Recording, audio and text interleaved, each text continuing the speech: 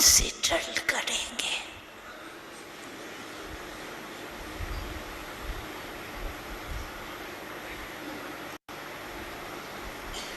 अभी अभी 1 सेकंड में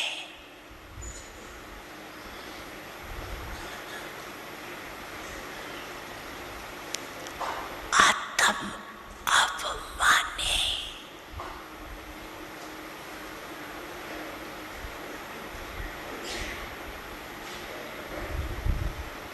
अपने शरीर को भी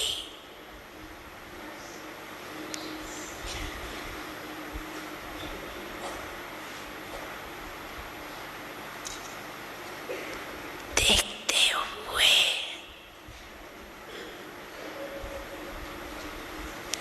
अशरीरी स्थिति में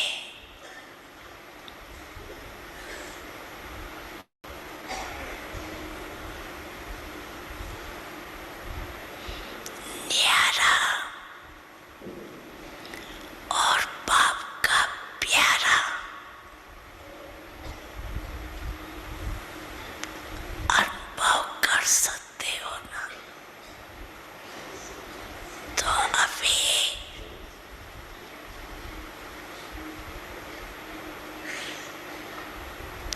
1 सेकंड में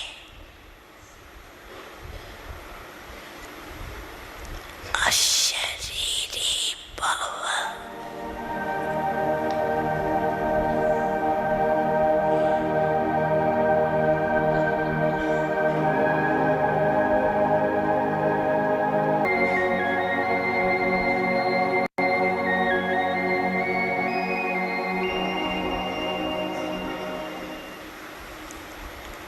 अच्छा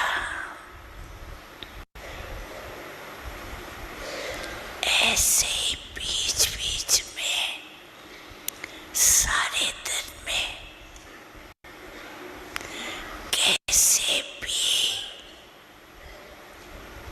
1 मिनट निकाल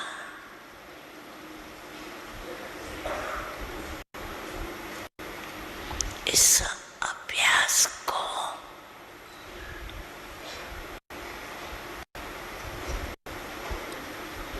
पक्का करते जाए।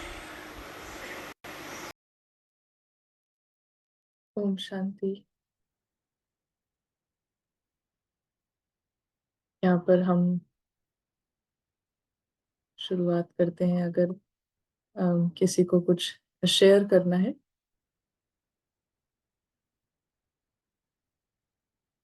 कुछ शेयर करना है, अगर कुछ कमेंट्स हैं तो अभी हम ले सकते हैं। और फिर हम कल की जो साकार मुरली है, कल की आने वाली साकार मुरली, वो हम थोड़ा सा ब्रीफ में देखेंगे। बहुत बहुत अच्छी ध्यान खिंचवाया है बाबा ने। तो आज की मुरली से या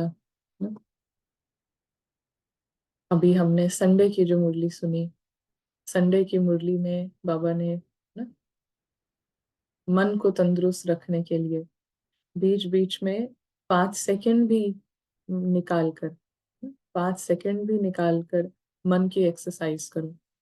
बार बार मन की एक्सरसाइज करना, ये बाबा ने ना एग्जाम्पल दिया कि कैसे 1 2 3 कराते हैं स्कूल में। पीटी टीचर कराता है, एक्सरसाइज कराते हैं, तो ऐसे ही एक्सरसाइज हो। ये अभी मन की एक्सरसाइज, इसको बाबा कराते जाते हैं, क्योंकि मन ही आत्मा का, जो जैसे बाहर एक ड्रामा चलता है वैसे ही अंदर भी एक ड्रामा चलता है ना। और अंदर में जो ड्रामा चलता है वो प्रोजेक्ट होता है, उसकी लेंस से हम बाहर का पूरा ड्रामा देखते हैं ना।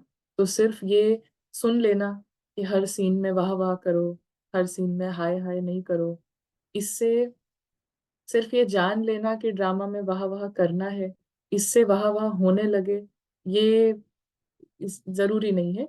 क्योंकि वाह वाह करने के लिए ना ये एक रिजल्ट है। हर सीन को देख के बाबा ने तो कहा कि दुख के नजारे भी देख के वाह वाह निकले, तो ये एक रिजल्ट है।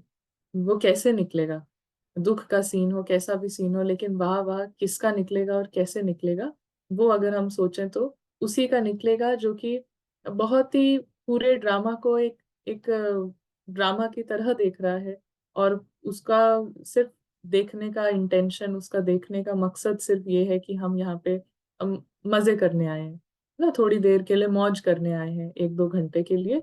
तो फिर वो अब कोई दुखी सीन है कैसा भी सीन है, उसको होगा कि वाह ना क्या मूवी है ना, वो उसमें भी देखेगा कि ये कितना अच्छा शॉट था, ये एक्शन का शॉट था, ये कितना अच्छा था, वो उसका ध्यान इस चीज पर है कि ये एक मूवी है और इसमें जो सीन बाय सीन चल रहा है उसके लिए उसका नेचुरल भावना ये रहेगी अप्रिसिएशन की, क्योंकि वो देख ही रहा है मूवी ना। और ये देखने के लिए अंदर में क्या चलता है, कौन देख पाएगा मूवी को मूवी की तरह, तो उसके लिए भी अंदर में ना मन जो है हमारा एक स्टेज की तरह है। जैसे ये दुनिया एक स्टेज है, ऐसे मन एक स्टेज है। और मन की स्टेज में हर एक आत्मा के अंदर हर तरीके का जो पार्ट है वो रिकॉर्डेड है। और हम इसको सिंपल शब्दों में कहें तो हर तरीके की एनर्जी का पार्ट रिकॉर्डेड है। तो वो सतो प्रधान भी है, फिर उसके बाद सतो भी है, फिर रजो प्रधान है, रजो भी है, तमो भी है, तमो प्रधान भी है। तो इस स्टेज पर, मन रूपी स्टेज पर, हर तरीके के एक्टर्स आके परफॉर्म करके पूरे जो 5,000 वर्ष का ड्रामा है उसमें हर एक के अंदर के स्टेज पर हर तरीके का एक्टर परफॉर्म करके जाता है ना, सबके अंदर। तो वो एक्टर्स जो है कौन परफॉर्म करके जाता है, तो वो है संकल्प ना, संकल्प एक्टर्स हैं जो कि मन के स्टेज पर परफॉर्म करके जाते हैं। तो अब ये जो संगम युग है ना, बाहर जो संगम युग है, तो उसमें अंदर में किसके किसका जो स्टेज है वो संगम युग का स्टेज होगा।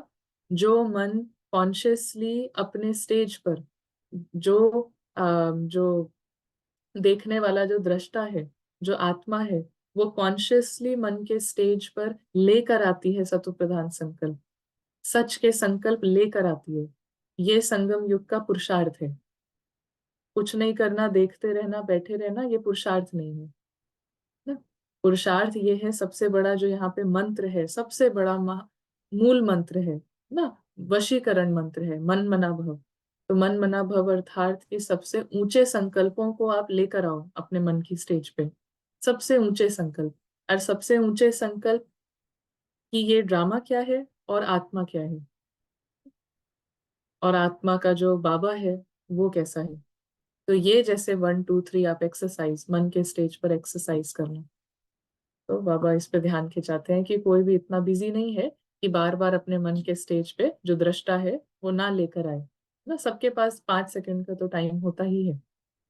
तो इससे बाबा ने कहा जो स्टेज है ना, जिसको बाबा कहते हैं कि जड़ जड़ीभूत हो गया है, तो ये स्टेज जो है तंदुरुस्त हो जाएगा। तो बाहर का भी कैसे तंदुरुस्त होगा जब अंदर का तंदुरुस्त है ना, तो ये करो एक्सरसाइज बार बार। तो अब यहाँ पे हम अम, कुछ कमेंट्स हैं कि प्रैक्टिस के बीच बीच में विस्मृति के कारण कभी अवज्ञा होती है, उस उसे कैसे देखें और गिल्ट भाव को ट्रांसफॉर्मेशन में कैसे चेंज करें। अम देखना तो नहीं है ना? कोई भाव आ रहा है गिल्ट का, और इसको ये कौन सी मुरली से है, ये कौन सी मुरली से है कि भाव को देख कर ट्रांसफॉर्म करना है। कहाँ और किस मुरली में आपने ऐसा सुना है कि बाबा ने कहा है कि ये जो भाव है उसको देखो और इसको ट्रांसफॉर्म करो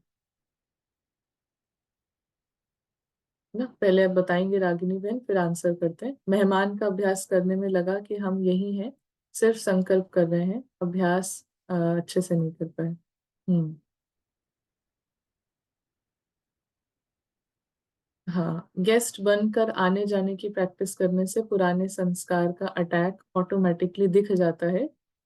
कोई मेहनत नहीं करनी पड़ती है।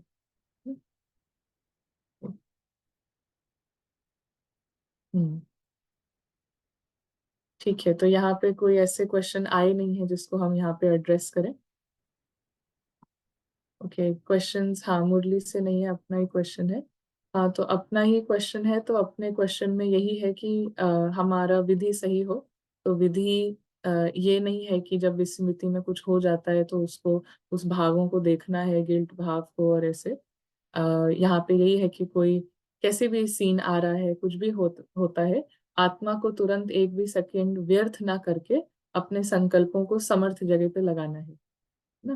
पुरुषार्थ ये है, पुरुषार्थ ये कहता है, मन मना भव का मंत्र जो है वो ये है कि अपने मन में हमेशा सदा के लिए जो है किसी भी तरीके का व्यर्थ निचला संकल्प वो नहीं लेकर आओ। और व्यर्थ और निचला संकल्प होता है जो ड्रामा से रिलेटेड, ड्रामा से रिलेटेड नहीं, ड्रामा में डूबने के जो संकल्प हैं। तो ट्रांसफॉर्मेशन ऐसे ही कर सकते हैं जब हम अपने मन को समर्थ की तरफ लगाएंगे। अच्छा, ये क्वेश्चन बहुत कॉमन है कि if everything is scripted then what sankalp can we do. Scripted है तो संकल्प कैसे ला सकते हैं। तो ये बहुत कॉमन भी है और इसका आंसर भी बहुत बार हो चुका है, फिर भी आई गेस काफी नए होंगे, तो इसको हम बाद में लेंगे ना। किसी और दिन हम अगले हफ्ते ऐसी क्लास करेंगे, क्योंकि ये क्वेश्चंस एक बार के लिए खत्म हो जाने चाहिए, वंस एंड फॉर ऑल। ये बहुत कंफ्यूजन के क्वेश्चंस हैं ना, और इस कंफ्यूजन को बाबा हर दिन एड्रेस करते हैं। और हम तो यहाँ पे सुबह भी मुरली सुन रहे हैं, फिर शाम को भी मुरली सुन रहे हैं। तो ये क्वेश्चंस कैसे रह जाते हैं, तो इसका एक बार का हम समाधान करेंगे कि फिर अब ये दोबारा कभी ना उठें ना। क्योंकि बहुत कंफ्यूजन दिखता है कि स्क्रिप्टेड है फिर संकल्प नहीं करना है ना। ये बात को कई बार हमने एड्रेस किया है, but we will do it again ना, बट फॉर लास्ट टाइम। हाँ, दूसरे का पार्ट समझने से काफी न्यारापन और हल्कापन महसूस हुआ। हाँ, दूसरे का पार्ट भी और ना अपना भी पार्ट से कही है। ठीक है। तो यहाँ पे हम कल की मुरली देखते हैं। कल की जो आने वाली मुरली है, ये जो मुरली है इसका छोटा सा एक पैसेज हम पढ़ेंगे। तो बाबा कहते हैं कि मीठे बच्चे, तुम यहाँ याद में रहकर पाप दग्ध करने के लिए आए हो, इसलिए बुद्धि योग निष्फल न जाए, इस बात का पूरा ध्यान रखना है ना। तो बाबा तो हमें नहीं सिखा रहे हैं कि बच्चे तुम्हारा पार्ट स्क्रिप्टेड है तो अब तुम ऐसा करो कि बैठ जाओ ना। तो जिनका ये क्वेश्चन आता है ना कि स्क्रिप्टेड है फिर संकल्प कैसे करें, तो वो थोड़ा सा यहाँ पे ध्यान से सुनेंगे ना, कि यहाँ याद में रहकर पाप दग्ध करने के लिए आए हो ना। बाप किधर अटेंशन दिला रहे हैं, बाबा कहाँ फोकस दिला रहे हैं, उस पे देखते हैं, रादर देन हम ना खुद का क्या समझ रहे हैं। तो उससे ज्यादा जरूरी है कि बाबा क्या समझा रहे हैं। तो तुम यहाँ याद में रहकर पाप दग्ध करने के लिए आए हो, इसलिए बुद्धि योग निष्फल न जाए, इस बात का पूरा ध्यान रखना है। इस बात का पूरा ध्यान रखना है कि बुद्धि का जो योग है, जो बुद्धि रूपी डायरेक्टर है, वो कभी भी निष्फल, निष्फल मतलब संगम युग बीज डालने का, बीज बोने का समय है। संगम युग में आत्मा बीज डालने का समय है। तो कोई भी ऐसा बीज जिसका जो फल है ना निष्फल है, किसी भी तरीके से जो असफल ना, तो बाबा कहते हैं कि बुद्धि योग ऐसा हो कि हर संकल्प रूपी बीज जो है वो सफलता की ओर हो, सफल की तरफ, सफल सुंदर फल की तरफ हो, निष्फल ना हो।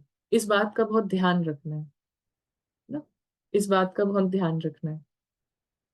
आज का प्रश्न है, ये क्वेश्चन है कि कौन सा सूक्ष्म विकार भी अंत में मुसीबत खड़ी कर देता है, कौन सा सूक्ष्म विकार अंत में मुसीबत खड़ी कर देता है। तो अब हम इसमें बाबा जो है हाईलाइट करते हैं कि है ना, महाविकार कौन सा है, फिर जो मेन विकार है तो उसके साथ जो क्रोध है वो भी बहुत डेंजरस है। फिर बाबा कभी ध्यान खिंचाते हैं कि मोह तो ऐसा विकार है। तो कुल मिला के ना देखा जाए तो विकार माना रावण की प्रेजेंस, और कोई भी विकार है ना, हम उसको कहते हैं 1 2 3 4 की लाइन में हम लगा सकते हैं, लेकिन प्रेजेंस ऑफ एनी विकार जो है वो मुसीबत खड़ी करेगा ही करेगा।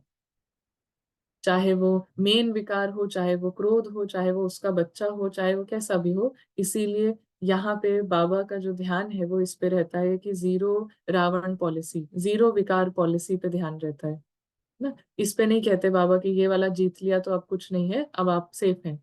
नहीं, अगर ये भी कर लिया, ये भी जीत लिया, लेकिन छोटा सा भी एक बच्चा है, मुसीबत खड़ी कर देता है।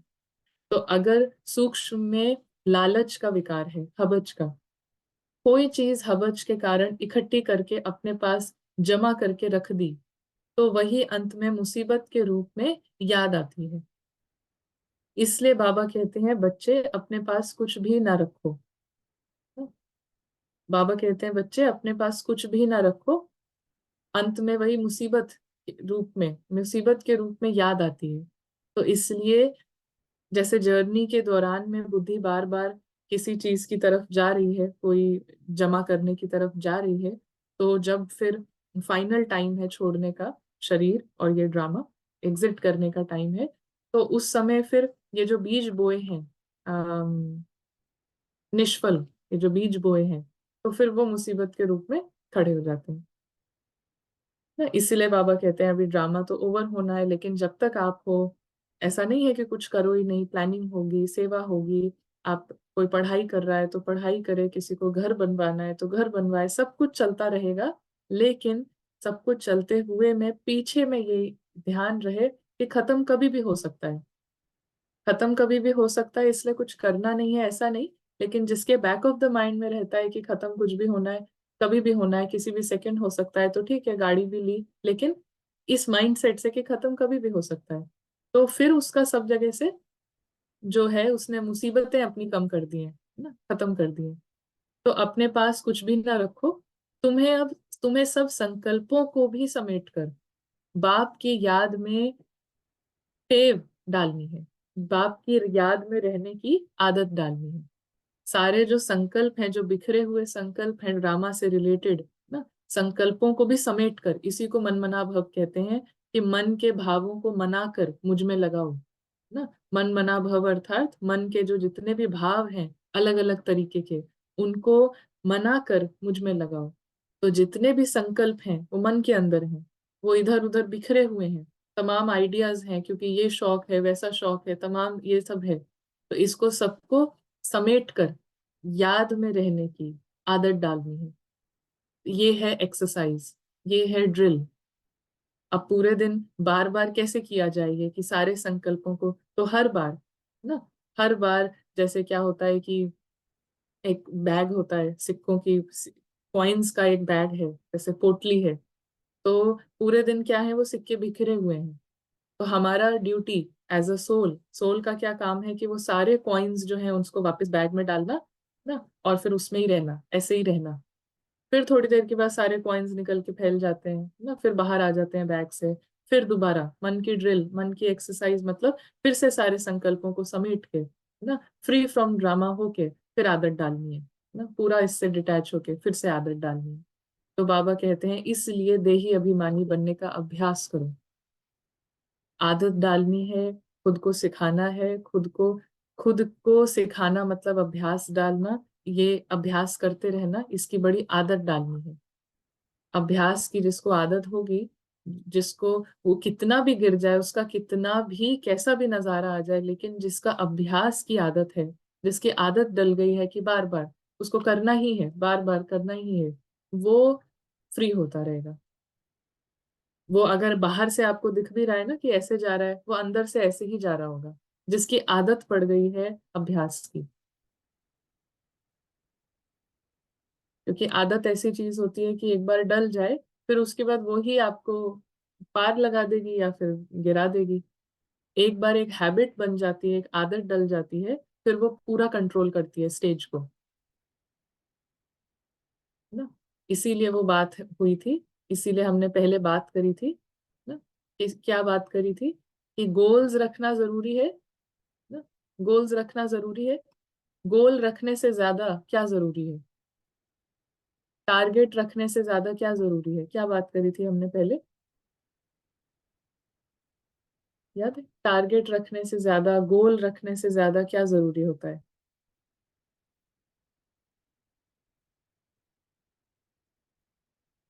Practice, small step, practice, attention, नहीं अभी तक तो कोई भी आंसर नहीं आया है।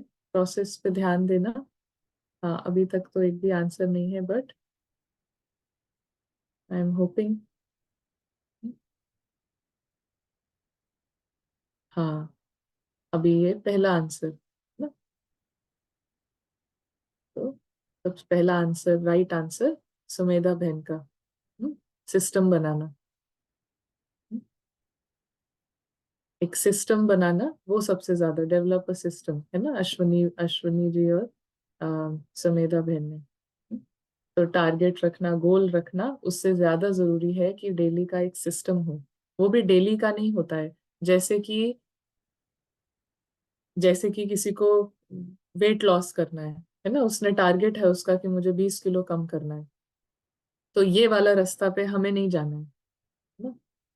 लेकिन 20 किलो कम करना है, वो संकल्प है तो वो हो जाएगा। बट उसके लिए सिस्टम क्या है मेरा? तो मेरा सिस्टम है कि हर दिन 20 मिनट के लिए टहलना है ना। तो एज लॉन्ग एज 20 मिनट्स का मैं डेली वॉक कर रही हूँ, बाबा इसकी गारंटी देते हैं कि एज लॉन्ग एज आप सिस्टम बना के चल रहे हो तो ये चीज हो जानी है ना। लेकिन विथ क्लैरिटी, विथ राइट, सब कुछ राइट हो, रिफाइन करते जाओ उसको। सिस्टम भी कैसे बनाना है वो होते जाएगा। तो जो हर दिन 20 मिनट टहल रहा है, उसको 6 महीने लग सकते हैं, उसको 8 महीने लग सकते हैं, उसको शायद 1 1.5 साल लग सकता है, लेकिन उसका गोल अचीव हो ही जाएगा। लेकिन जिसका कोई सिस्टम नहीं है, वो आज एक एक किलोमीटर दौड़ लेता है, फिर 2 दिन छुट्टी करता है, फिर तीसरे दिन फिर बहुत ज्यादा भागता है, फिर एक हफ्ते उसका मिस हो जाता है। तो ये जो है, ये कभी भी गोल को पहुंच जाए तो बहुत बड़ी बात होगी ना। 1 डे ऑफ सुपर सक्सेस, फिर another day of not much. तो ऐसा जो इस तरीके का एटीट्यूड या बिहेवियर, ये बाबा मोटिवेट नहीं करते हैं। बाबा कहते हैं कि आप भले धीरे धीरे करो, लेकिन हर दिन का कुछ सिस्टम हो। और सिस्टम हर दिन का नहीं होता, एक ओवरऑल एक जनरल बड़ा सिस्टम होता है। जैसे कोई कंपनी है, तो उसमें हर दिन बैठ के मैनेजमेंट मीटिंग नहीं होती है कि आज क्या करेंगे।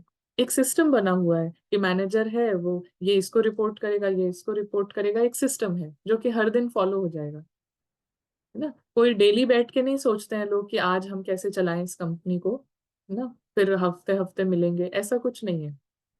बार बार मिलते हैं चेक करने के लिए कि सिस्टम फॉलो हो रहा है कि नहीं। लेकिन एक सिस्टम बना होता है, उसके बाद शुरुआत होती है। तो यहाँ पे हाँ, इससे देही अभिमानी बनने का अभ्यास करो। इसके बाद जो बीच में एक पैसेज है, हाँ, तो ये बीच में एक पैसेज है जिसमें बाबा कहते हैं कि बच्चे जानते हैं, फिर भी माया भुला देती है। याद में बिठाने की रस्म भी ड्रामा में है, क्योंकि बहुत हैं जो सारा दिन याद नहीं करते हैं, 1 मिनट भी याद नहीं करते हैं, फिर याद दिलाने के लिए यहाँ बिठाते हैं। याद करने की युक्ति बतलाते हैं तो पक्का हो जाए। बाप की याद से ही हमको सतो प्रधान बनना है। सतो प्रधान ना, बाबा की याद से ही सतो प्रधान बनना है। मतलब बाबा क्या देखते हैं, क्या जानते हैं, बाबा का जो माइंड है, उस माइंड को यूज करके ही आत्मा सतो प्रधान बन सकती है। बाबा का जो एटीट्यूड है, उस एटीट्यूड को अपना के ही आत्मा सतो प्रधान बन सकती है। तो बाबा की याद मतलब ऐसा नहीं है कि हम सर्जरी कर रहे हैं तो बाबा याद है कि नहीं, या खाना बना रहे हैं तो एकदम से बाबा। पूरे टाइम जो बाबा का एटीट्यूड है, जो बाबा का वृत्ति है ना, गाड़ी में पंचर हो गया है तो मुझे तो बाबा भूल गया 2 मिनट के लिए, ऐसा नहीं। जो बाबा का एटीट्यूड है, जो बाबा का देखने का नजरिया है, वो पूरे टाइम अगर इधर यहाँ यहाँ से वही चल रहा है, वही यहाँ प्ले अप हो रहा है, तो सतो प्रधान ना। तो सतो प्रधान, तो ये है बाबा की याद, कि बाबा के जैसा, बाबा के जैसे हैं तो बाबा की याद है। तो सतो प्रधान बनने की बाप ने फर्स्ट क्लास रियल युक्ति बताई है। पतित पावन तो एक ही है, वो आकर युक्ति बताते हैं। यहाँ तुम बच्चे शांति में तब बैठते हो जबकि बाप के साथ योग है। अगर बुद्धि का योग यहाँ वहां गया तो शांत में नहीं है, गोया अशांत है। तो बुद्धि को एकाग्र करने में जब टाइम लगता है तो ऑफ कोर्स अशांति है, संकल्प ज्यादा बिखरे हुए हैं, और एक एक संकल्प जो है वो जैसे कि उसकी तरह है ना, एक एक रस्सी की तरह है, तो वो कहीं कहीं जा जाके बंधा हुआ है ना। तो जितना जल्दी हम इसको खोल लेते हैं, ड्रामा से फ्री कर लेते हैं, तो वो फिर एकाग्रता बन जाती है। जितना ज्यादा बिखरा हुआ है तो उतना ज्यादा मतलब वो अटैचमेंट्स में बिजी है, और फिर उतना अशांति का अनुभव होता है। तो जितना समय यहाँ वहां बुद्धि योग गया, तो वो बाबा कहते हैं कि जितना समय यहाँ वहां बुद्धि योग गया वो निष्फल हुआ, क्योंकि पाप तो कटते नहीं। दुनिया ये जानती नहीं है कि पाप कैसे कटते हैं, ये बड़ी महीन बातें हैं।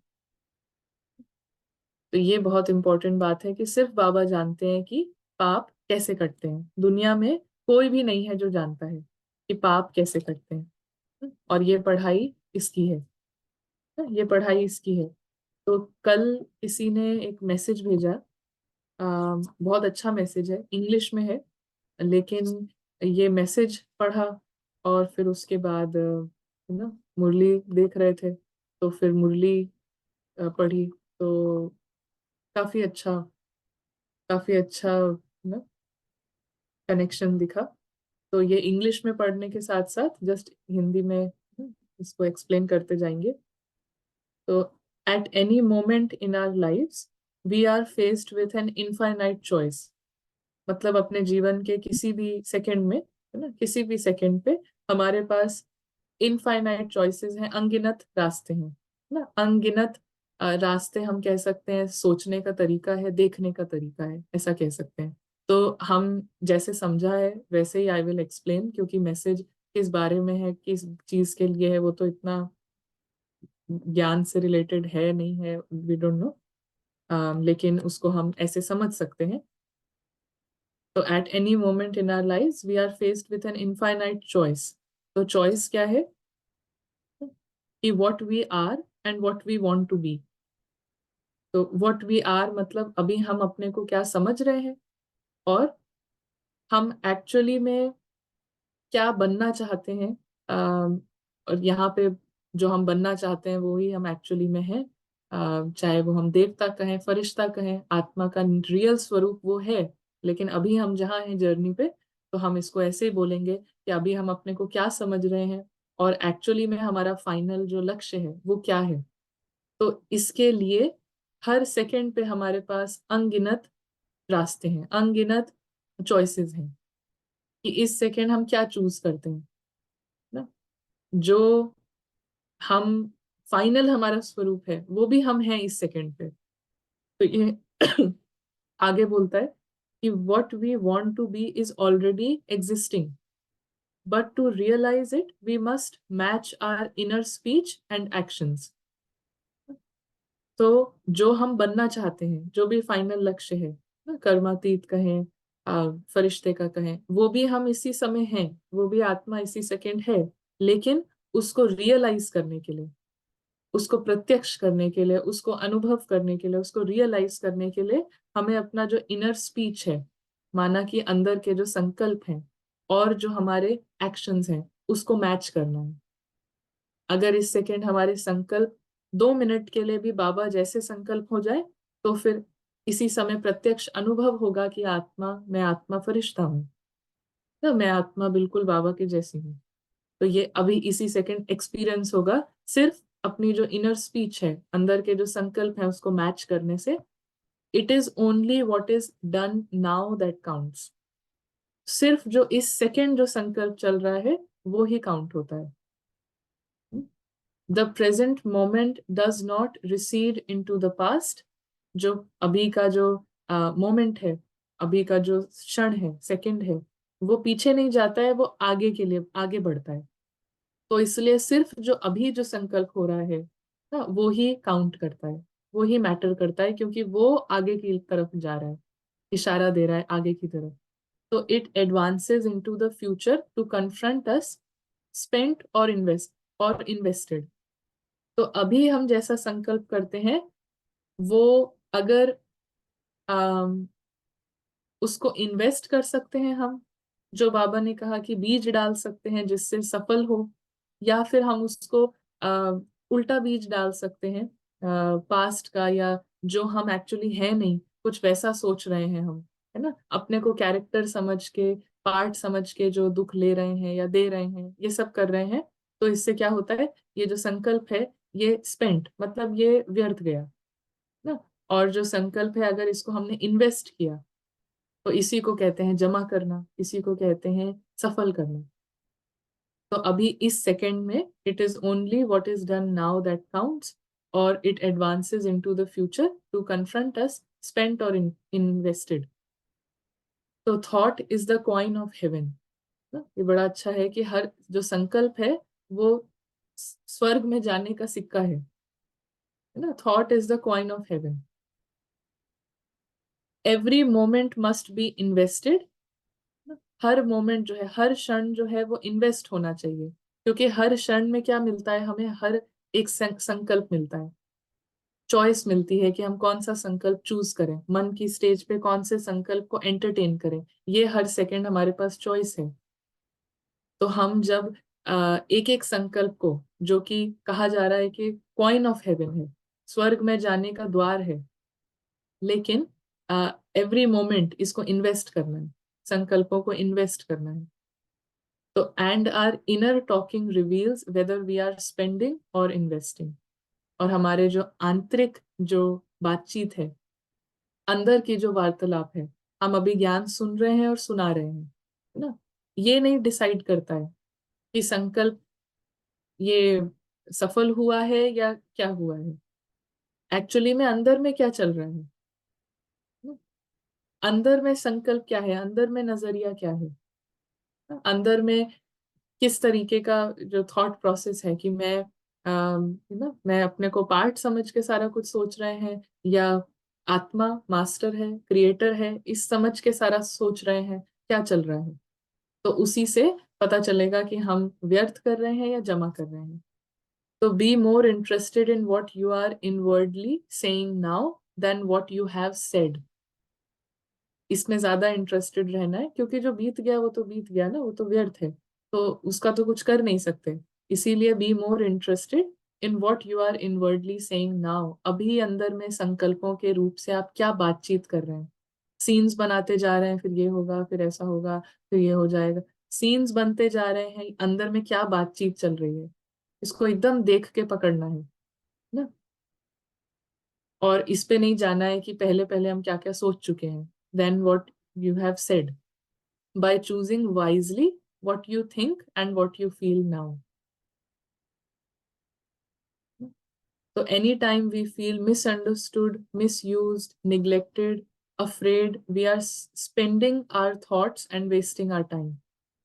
Whenever we assume the feeling of being what we want to be, we are investing. तो हर वो क्षण जहाँ पे हम अपने को समझ रहे हैं कि हमें कोई समझ नहीं रहा है, या निग्लेक्टेड, या डर फील कर रहे हैं, तो ये सब क्या है, ये टाइम और संकल्प ये वेस्ट की तरफ जा रहा है, क्योंकि ये कैरेक्टर कॉन्शियसनेस को रीअफर्म करता है ना, मैं पार्ट हूं, मैं रोल हूं, इसको इसको एनर्जी देता है। और जिस भी क्षण हम इस फीलिंग को अज्यूम करेंगे, इस फीलिंग को अनुभव करेंगे कि मैं वही हूं जो मैं बनना चाहते हैं, जो फाइनल स्टेज है वही मैं अभी हूं। सतयुग में जो देवी देवता का पार्ट प्ले करेगी आत्मा, वो अभी मैं यहीं पर हूँ ना, मैं वही सेम आत्मा हूँ जो अभी थोड़े टाइम के बाद एकदम सतयुग में रोल प्ले करेगी। और मैं वही सोल हूँ जो अभी थोड़ी देर के बाद अपने घर जाएगी कंप्लीटली क्लीन होके, इस सेकंड भी मैं वही आत्मा हूँ। तो if I assume the feeling of what we want to be, तो ये सब इन्वेस्टिंग की तरफ जा रहा है, यही योग है ना, ये सब समर्थ की तरफ जा रहा है, ये सब सफल हो रहा है। So we cannot abandon the moment to negative inner talking and expect to retain command of life. तो हम ऐसे नहीं सोच सकते हैं कि हम एक एक मिनट जो है व्यर्थ करते जाएं नेगेटिव संकल्पों में, माना कि ड्रामा से रिलेटेड, पार्ट से रिलेटेड, और हम सोचें कि लाइफ पे हमारा कोई कंट्रोल क्यों नहीं है ना, क्यों हम कुछ भी होते जा रहा है। क्योंकि हम पूरे दिन इस तरीके से सोच रहे हैं, क्या सीन्स बनाते रहते हैं, अंदर में क्या बात करते रहते हैं, है ना, दो लोगों को सामने लाके फिर मैं ये कहना चाहिए था, फिर ये होना चाहिए था, पूरे दिन ये सब करते हैं। तो इसीलिए फील होते जाता है कि पता नहीं ना, जैसे जिंदगी, कहते हैं ना, life is sort of happening to you, ना, जैसे लाइफ के ऊपर आपको मास्टरी वाली फीलिंग नहीं है, ऐसा लग रहा है कि बस मेरे पे बीतती जा रही है ना। क्यों? क्योंकि पूरे दिन हम अंदर में ध्यान नहीं देते हैं कि क्या संकल्प चल रहे हैं। तो इसीलिए we cannot abandon the moment to negative inner talking and expect to retain command of life. before us before us go the results of all that seemingly is behind, not gone, is the last moment but oncoming. हाँ, कहने का भाव है कि आगे एक एक moment जो अभी है प्रेजेंट में, वो ऑन कमिंग, वो आगे की तरफ काउंट कर रहा है ना, आगे की तरफ बढ़ रहा है। तो जैसे हम हर बार कहते हैं कि जिस सेकंड पे अटेंशन आए, जिस समय पे स्मृति आए, वो ही हमारा पहला सेकंड है, क्योंकि यही सेकंड काउंट करता है। जब याद नहीं है, जब भूले हुए हैं, वो सेकंड काउंट नहीं करता है ना। उसके पीछे रो के कि अटेंशन नहीं रहता, ये नहीं रहता, वो कोई फायदा नहीं है। अभी भी टाइम वेस्ट कर रहे हैं हम। 1 घंटे 2 घंटे तो अटेंशन नहीं रहा, फिर उसके बारे में अभी सोच सोच के फिर टाइम वेस्ट हो रहा है ना। तो 2 घंटे 5 मिनट हो गए हैं, फिर 5 मिनट उस पर रो रहे हैं कि याद नहीं रहती, ये नहीं रहता, फिर 5 मिनट और रो रहे हैं। तो ये बढ़ते जा रहा है, दो दो घंटे से अब ये 2 घंटा 10 मिनट हो गया। बट जिस समय हमें याद आया कि मुझे याद नहीं था, कुछ भी याद नहीं था मुझे ना, सोल का सत्य जो है, मुझे बिल्कुल भी याद नहीं था, तो ये सेकंड मेरे लिए पहला सेकंड है याद का। तो thought is the point for heaven. So यहाँ पर um, हम्म, हाँ, पीछे पीछे का सब कुछ फुल स्टॉप लगा के। और ये बहुत अच्छी लाइन लगी कि इस समय assume the feeling of what you want to be. इसीलिए बाबा कहते हैं बार बार ड्रिल करो, बार बार अभ्यास करो, मैं अवतार हूँ, है ना, मैं मैसेंजर हूँ, बार बार करते जाओ करते जाओ। क्योंकि अभी अज्यूम करेंगे वो फीलिंग, अभी वो एक्सपीरियंस करेंगे। तो इसकी तो खैर कितनी सारी साइंस है, लेकिन एक एक मिनट का जो एक्सपीरियंस है, वो कितना नए नए न्यूरॉन्स जो है, नए पाथवेज बनने लगते हैं, फिर वो एक्सपीरियंस बढ़ने लगेगा, 2 मिनट से वो 3 मिनट होने लगेगा नेचुरली। नेचुरली 2 मिनट का एफर्ट, 2 दिन के बाद 3 मिनट की नेचुरल स्थिति। अभी हमने 5 मिनट एफर्ट किया इस स्थिति में आने का, 5 5 मिनट हर दिन किया, तो 5वें दिन से 5 मिनट की जो ये स्थिति है, ये नेचुरल हो जाएगी ना। फिर उसके बाद इसको बढ़ाते गए, फिर हर घंटे किया, फिर हर 2 घंटे किया, तो ये बढ़ती जाएगी, ये जो अवस्था है बढ़ती जाएगी। क्योंकि ये जो फीलिंग है, जो हम एक्सपीरियंस कर रहे हैं कि यही मैं हूँ ना, अभी भले कुछ भी हुआ है, लेकिन मैं वही सोल हूँ जो कि अभी, जो कि इतनी न्यू, इतना एक छोटे बच्चे की तरह आती है इस दुनिया में, बिल्कुल क्लीन, बिल्कुल प्योर, है ना, कितना शुद्ध, कितना प्योर, ऐसे सोल आती है। तो फील किया उसको, फील किया। लेकिन इसके लिए बहुत जरूरी है कि पीछे का ना, पीछे के जब भी थॉट्स आए, तो उसको बाबा ने कहा कि समेटो ना, उसको समेटो, आदत डालो, बार बार आदत डालो समेटने की, संकल्पों को समेटने की, फिर से संकल्प को नई सही दिशा देने की आदत डालो। तो ये आदत जो है, देही अभिमानी बनने का अभ्यास है, ये आदत डालना, बार बार बुद्धि को ठिकाना देना। तो बुद्धि को ठिकाना मिल गया है, उसके पास घर है, लेकिन उस ठिकाने पे बार बार लेकर आना। सो हाँ, आने जाने की आदत। तो ठीक है, यहाँ पे अगर किसी के कुछ फाइनल थॉट्स हैं, कुछ शेयर करना है, तो कर सकते हैं। जी, अनीता बहन। ओम शांति दीदी। जैसे है ना, बाबा ने अभी शरीर शुरू शुरू में अशरीरीपन का अभ्यास करवाया था। उसमें हम अपने ही शरीर के अंदर आत्मा को विजुलाइज करते हैं या फिर परम धाम में मैं बाबा के साथ हूँ उसको देखते हैं? नहीं, अगर हम आत्मा को विजुलाइज कर रहे हैं तो हम कौन है फिर? मतलब मैं आत्मा बॉडी में ही देखूं या मैं जो हूँ आत्मा वो परम धाम में बाबा के साथ देखूं? आप बताइए क्या सही होगा, बाबा क्या कहते हैं? मेरे अभी ख्याल जैसे से तो वो हमने बाबा ने ड्रिल कराई, अभी ड्रिल कराई बाबा ने, हाँ हर जी, दिन ही कराते हैं। तो हाँ कब बाबा जी। कहते हैं कि शरीर के अंदर अपने को देखो, और कब कहते हैं कि परमधाम में आप हो, ये एक्सपीरियंस करो, क्या कहते हैं बाबा? वैसे तो बाबा हमेशा यही कहते हैं क्योंकि जाना तो हमें घर ही है तो वहां पे परम धाम में ही देखना चाहिए। हम्म। तो फिर क्लियर है आंसर। यही है। अब बाबा जो कहेंगे वही आंसर होगा। अच्छा उसके ठीक है। ऊपर से उसके ऊपर से क्या कंफर्म करें? ठीक है अगर ठीक है। बाबा किसी दिन करा रहे हैं ऐसा योग, है ना, किसी दिन आपको कोई ड्रिल मिलती है ऐसी कि बाबा कह रहे हैं कि अब शरीर के अंदर बैठ के आप देखो कि ना आप यहीं पे बैठे हो, यहीं चमक रहे हो ना, तो फिर हम फिर बात करेंगे। लेकिन अगर बाबा हर बार यही कह रहे हैं कि घर में आओ, घर में याद करो, बाबा के साथ बैठो, तो फिर वही होगा आंसर, हाँ जी हाँ जी। है ना। जब बाबा कहते हैं मस्तक मणि है आत्मा, या भ्रकुटी के बीच में विराजमान है, अकाल तख्त में विराजमान है, ये दिखाने के लिए, ये इस पे इसका मतलब ये नहीं है कि हम भ्रकुटी के बीच में बैठ के, योग का मतलब है ना कि अपना जो सत्य है उसमें आना। तो ये एक अवेयरनेस दिलाई जाती है कि आप इस शरीर से अलग हो, आप इसमें बैठे हुए हो। इसका मतलब है कि आप कभी भी उसको छोड़ सकते हो, आप कभी भी इससे निकल सकते हो। आप मस्तक की मणि हो ना, तो आप जो ये मस्तक है इसमें आप ही रोशनी हो, कभी भी आप निकल सकते हो लेकिन आप वही रोशनी हो। तो योग तो बहुत क्लियर है कि योग क्या है ना, और योग अच्छा। कैसे करना है। तो हाँ और ना जैसे आपने जो अभी हमने ड्रिल करी थी उससे पहले हमने करा था ना, जैसे ये शरीर किसी और के शरीर में हमने प्रवेश किया, मैं मुझे आत्मा ने किसी और के हम्म शरीर में प्रवेश किया, तो इससे ये बेनिफिट हुआ कि यदि हम यदि अनीता के साथ कुछ होता है तो ऐसा लगता है यार किसी और इंसान के साथ हुआ है, वो मेरे साथ नहीं हो रहा है। हम्म तो जैसे बच्चे ने कुछ कर रहा है जो जो बच्चा नहीं मान रहा है, तो लगता है यार किसी और का बच्चा है, मतलब और किसी का है, मेरा नहीं हम्म है। मेरा हम्म मतलब अपनापन नहीं लगता। उससे ये हो हम्म जाता है कि थोड़ा उपना उपराम हो जाता है कि चलो किसी और का है, नो प्रॉब्लम, ऐसा ही हम्म। है ना?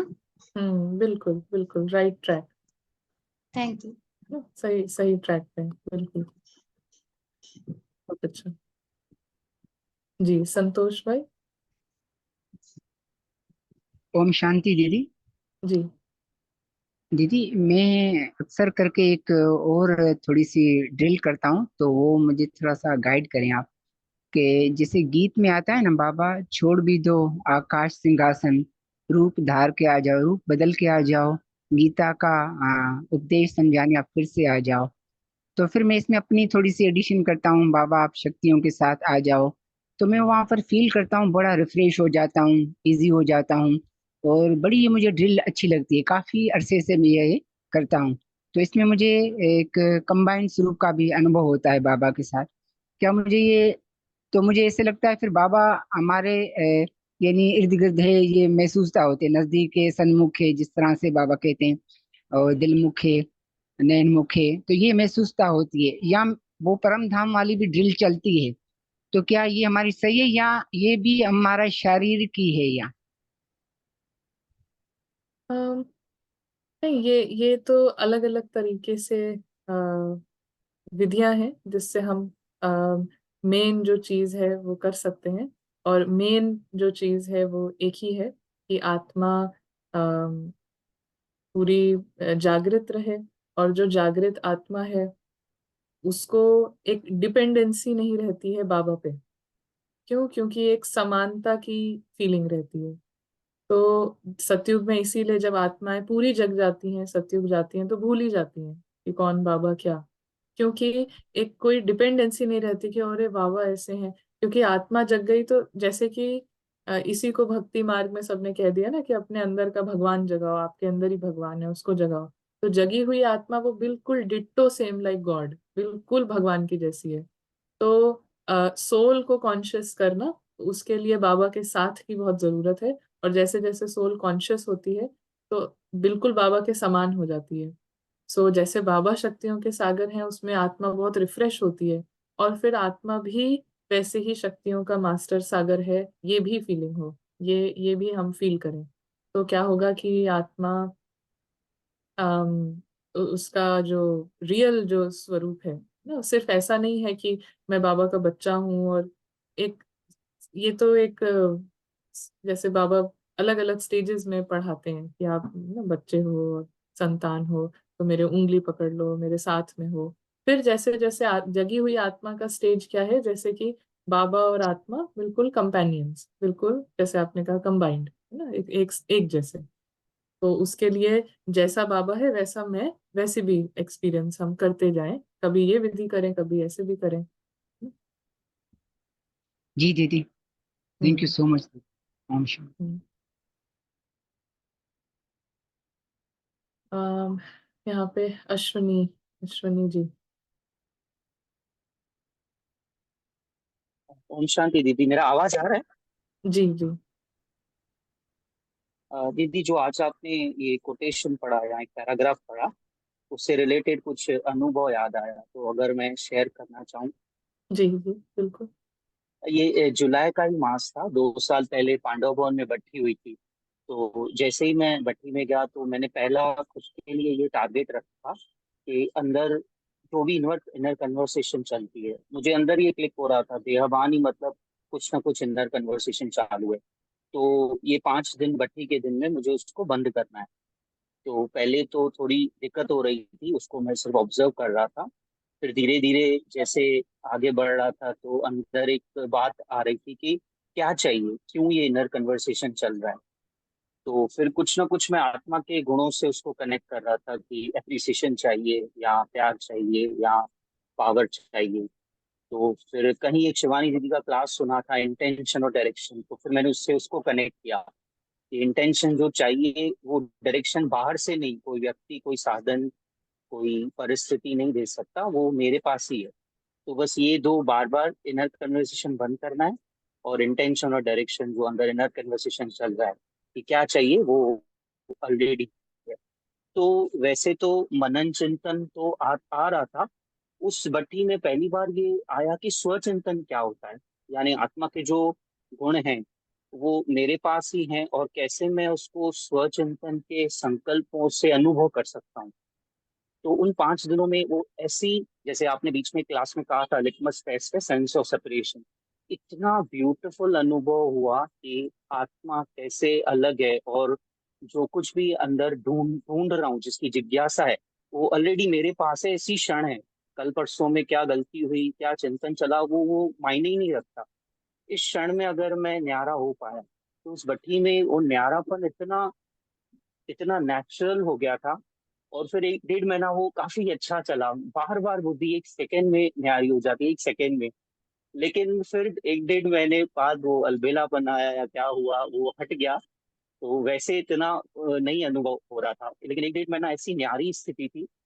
तो फिर जैसे बाबा कहते हैं, हिम्मत दे बच्चे मत दे बाप, तो दी आपका संग मिलाए, और सारी वो चीजें जो हुई थी तब स्पष्ट आता है। और एक एक क्लास आपकी जो पॉइंट है वो उस अनुभव से कनेक्ट होती है, और धीरे धीरे वो जो पहले जैसे अनुभव किया था वो अभी फिर से उतना गहरा नहीं, बट मैं उसको टच कर पा रहा हूँ। और अभी अंदर एक कॉन्फिडेंस है कि वापस वही न्यारापन, वही नेचुरल सोल कॉन्शियसनेस स्टेज वो आ जाएगी। Thank you.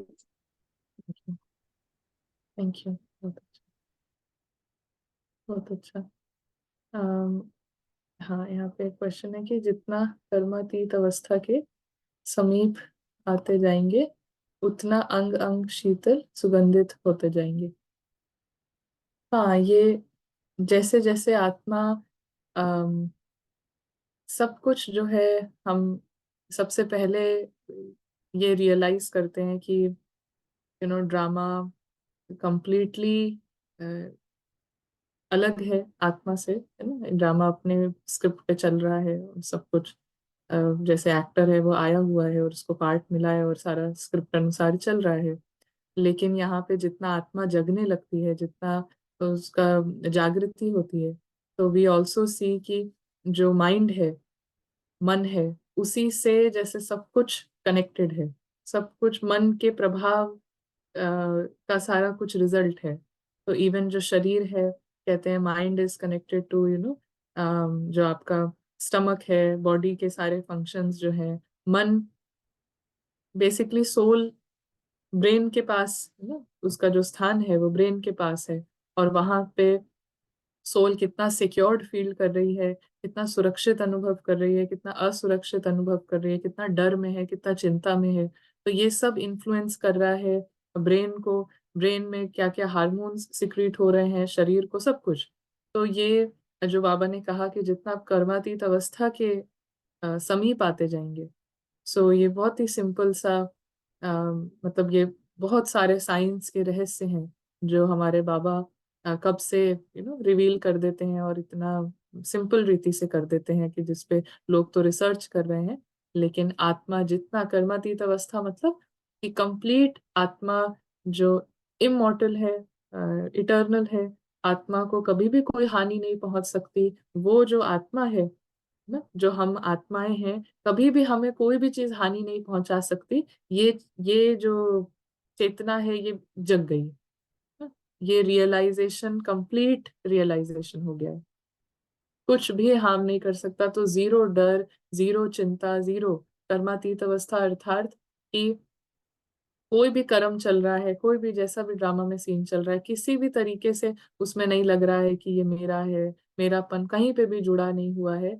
कर्मों के ये सब इनसे अतीत हो गई है आत्मा ना।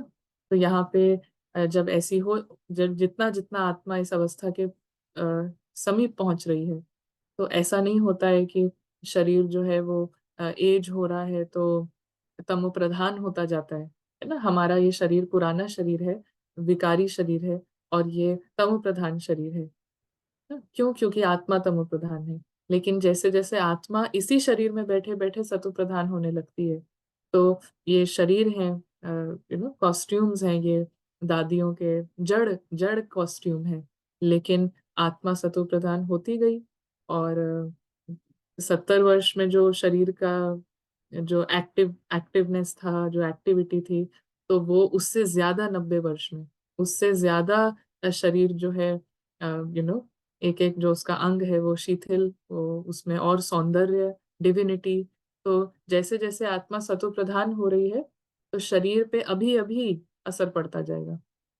अभी अभी डॉक्टर्स जो दादी जानकी के बताते हैं कि जो बीमारियां दादी को 70 वर्ष में होती थी, 60 वर्ष में होती थी, वो 90 वर्ष में नहीं होती थी उनको।